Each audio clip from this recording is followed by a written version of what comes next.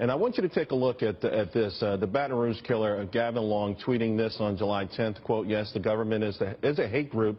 They hate black people." He attributes this quote to my next guest, activist Jay Morrison. Jay, welcome to the show. Thank you for having me. Jay, how do you feel seeing your tweet associated with someone who gunned down all those police officers? Well, definitely a confusing point at that point. Didn't even realize, and I probably did say it, can't remember when I said it, that particular quote.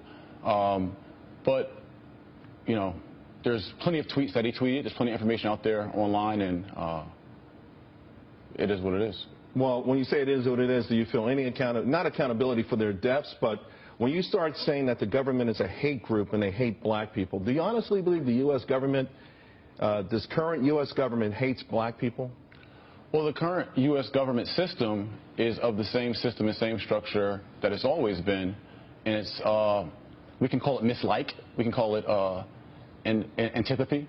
But regardless, there is a difference in how the government treats and addresses black people or Africans in America in the way they do other Can you give me a couple America. examples? Sure, and I'm glad you asked that. It's a great alley-oop, I call it, right? I'm a slam dunk it. So if your audience, right, who are probably going crazy right now, this guy, you know, said these things, the government hates black people. I want everyone to look up things like the war on drugs, which has targeted black people, mass incarceration, COINTELPRO. The FBI director, James Comey himself, and the New York head of police also said the origin of policing came from slave catching. We also can look at black codes, vagrancy tactics, the bombing in Tulsa, Oklahoma, the bombing in Philly of the Moo family, all done by the U.S. government towards African people in America. So you would say arresting people and keeping law and order is anti-black? By saying that, are you saying that black people inherently are the ones committing the crimes? No, what I'm saying is that having a system, a structure in place, right, from the post-freedom or enslavement of black people, and where a system was created called the convict leasing system by our government, and where the same year that slaves were free, they created laws called vagrancy tactics that made it illegal for blacks to be homeless and would lock blacks up and put them in a convict leasing system. But see, here's the thing. I hear what you're talking about with respect to America's history. Right. But the same practices are happening today. Well, I see homeless people all over the place, but I still don't see where you're justifying your current anger toward America or the American government. I can see you being upset about what may have happened in the past, but you cannot say it's occurring. Of course it's changed.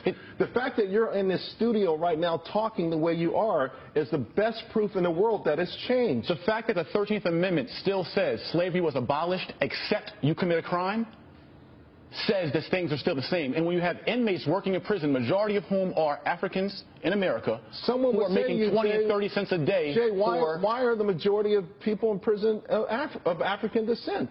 Because the African people in America were never repaired after their enslavement, after their Jim Crow, after the government redlined them, after the government never gave any restitution for the Holocaust enslavement of African people. So if you don't repair a people or you put them in ghettos and you put them poor and uneducated in ghettos, you're going to get that kind of activity. You know, it's interesting when we have this conversation, you know, sometimes I drive home on the West Side Highway. It's a little cluttered, so I'll take the slow route. And I drive through some of my old neighborhoods that I lived in throughout Harlem.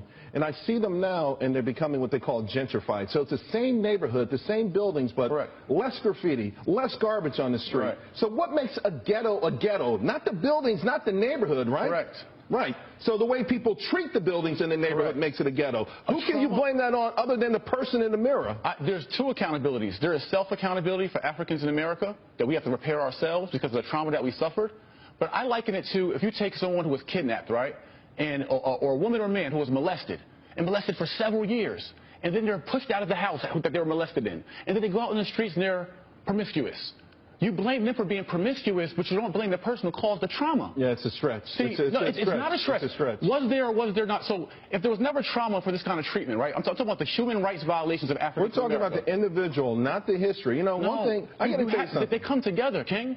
They don't. They come together. If they did, if there wasn't a need for repair of people, then the Japanese Americans wouldn't have been repaired or had restitution after their 2 years internment camps in America. Or the Jewish Germans wouldn't have gotten repair. Are you saying all it would take in your mind then is some sort of restitution check from the government? I didn't say check. No, well, you're saying some sort of restitution. repair aid, restoration. Let me tell you something. It starts with there are no black people in America right now who were ever slaves. Not a single one. Right. There are no white people in America at this point who were ever slave owners. Correct. Okay. But is there not residual effects of that? The overwhelming majority. Are there no residual effects of that? Not for the average person on either side. Is there no not for the average person for the either How side. do the black people get into the ghettos you talked about? You have to escape Did the government yourself. not redline black people, put red lines on the map? Google it if you don't know, King. The government put black people into ghettos through redlining. That created it. Jay. Is that right or wrong? Ultimately, we are in a point right now. Did the government not create COINTELPRO? A government program that broke up civil rights leaders and assassinated our people. Did the government not do that? Jay, hold on, my guest, activist Jay Morrison. All right, Jay, before we went to break, you were explaining all these government programs that were designed and currently are designed to hold black people back. Absolutely. But again, in your tweet, you term it as government as a hate group. Correct. Now, right now, you have a black... What was my tweet? Let's be correct about that. It wasn't my tweet. Oh, that wasn't your tweet initially? No, okay. That was not my I'm tweet. glad. I'm sorry, then. I misquoted you. He added your name to the tweet, then. Right. We're talking about the killer of the police officers in Baton Rouge. Absolutely. Who had one Twitter account called Convos with Cosmo. But he did reach out to you because he felt that you guys might have been like-minded on some of this stuff. Not necessarily going as far as murdering anyone, but certainly on the idea that black people are victims in this country, despite the fact we have a black president and a whole lot of black people in this government who have been in position for almost 8 years. Right. Who are you think in the Barack same Obama? system. You think Barack Obama hates black people? I don't think that all cops hate black people. I don't think that all government officials hate black people. What I'm saying is that you could put good people in a bad... You're a businessman, you know. You could put good people in a bad system. If the company culture is screwed up, then it's going to play out in the market. Well, the market for us is a treatment of African people in America.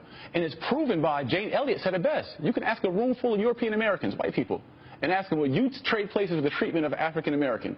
And not one would say yes. If it was fair, they all would say, sure, I would. So ask your white friends at home and ask them, would you trade places with the treatment of black people in America? And not one would, because we all know it's unfair. Well, I don't want to speak for all white people here, but I will say a lot of people would probably turn around and say the worst part about the treatment of black people in America is how black people treat each other in America. But see, why is it always a spin? It's not a spin. It's a fact. If we're laying out the factual issues and we're going to rank them in terms of what's the most critical in terms of making black life miserable in America, I personally think I would put the way black people treat black people at the top. I'm all for self-accountability. I call you king, and I call all our black women queens to purposely elevate and uplift them. That's what I've been doing it for a year now. I don't use any other words other than king or queen referring to our own, because we've been personally degraded. We degrade ourselves, and we've been degraded. But we always spin the point. It's not a spin. How do we fix that? You have to. How do we fix that? Black people killing black people. When does the perpetrator take acceptance? Right? You want the victim to take acceptance, but when does the perpetrator? The government who created the system not the government. that has abused and traumatized the people. Not the government. I'm talking about the young brothers who are going to kill each other this weekend all across this country. I'm okay with self-accountability. Killing each other? No, I'm okay with self-accountability. How do you fix that then? How do we fix that? It's through our repair curriculum. Right now, we're repairing ourselves by unifying ourselves. I have a solution for us. The solution for us is for us to get some self-dignity, self-pride by us unifying, understanding that before we're American, we're African first. That's why it's African-American. And when African people realize that we are one people who are the source of African cultures and tribes and countries that were brought here, captured here, and been left in this crap to deal with it ourselves, then we'll unite and we'll fix our own problems. But we cannot forget the perpetrator who caused this misery for us. I think we're all Americans first and foremost. First and foremost, yes, I am an American, and I'm of African descent, and I'm proud of that. Right. But I'm more proud of being an American more than anything else. Were American, they were African. It doesn't matter. There are people going to be free Africans. Jay, they're going to be people sworn in tomorrow. Before they were colonized Americans, they were free Africans. They're going to be people sworn in tomorrow, and guess what? They're going to have tears streaming down their eyes because they get to be a part of this great American dream. They want to assimilate while the majority of their people are in misery. I get it. I'm doing well for myself. You're doing well. There's a 10% of us that do well. But what about the rest of us who are left in the ghettos, who are left in poverty, who are left with low education, who are left to deal with this? And yet, don't forget about your people, King. And yet, listen.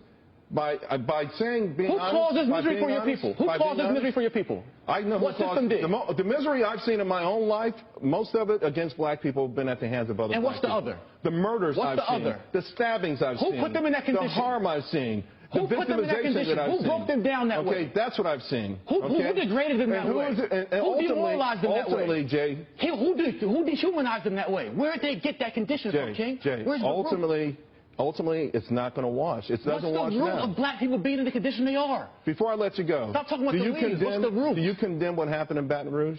Do I condemn what happened in Baton Rouge? The killing of those police officers? The killing of Alvin Sterling? Of those police officers. I condemn all killings of all human beings. I don't think any human being should be taken. A God-given life should not be taken by another human being. I condemn all God-given life being taken by someone. Right.